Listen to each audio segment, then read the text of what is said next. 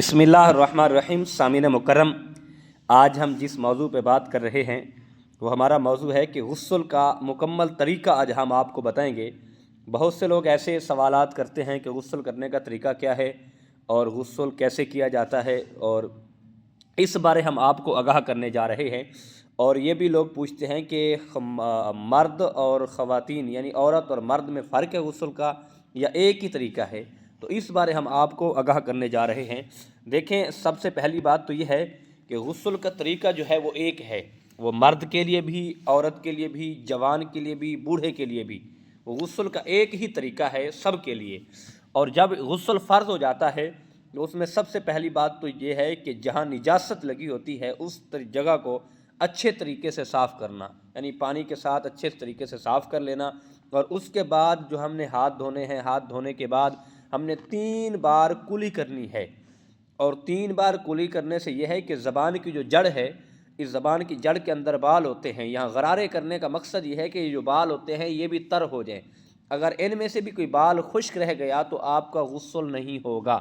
اور اس کے بعد ہم نے 3 بار ناک میں پانی ڈالنا ہے، ناک کی نرم ہڈی تک پانی کو پہنچانا ہے۔ اگر ان میں سے کوئی ناک کے اندر بال ہوتے ہیں، اگر بال خشک رہ گیا تو پھر بھی ہمارا غسل نہیں ہوگا۔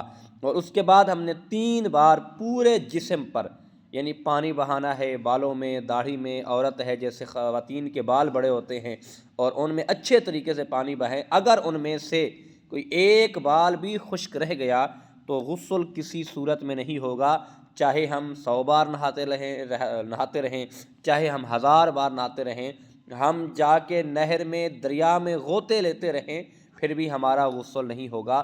غسل کی صورت میں یہ چیزیں اہم ہیں، اور غسل کے جو فرض ہیں اور جسم پہ پورے بدن پہ پانی بہانا اور یہ غسل کے جو غرارے کرنا، کلی کرنا، اس کے بعد یہ صابن کے ساتھ نہائیں، شیمپو کے ساتھ نہائیں، جیسے سہولیات ہیں آج کے اس معاشرے میں تو آپ نہا سکتے ہیں۔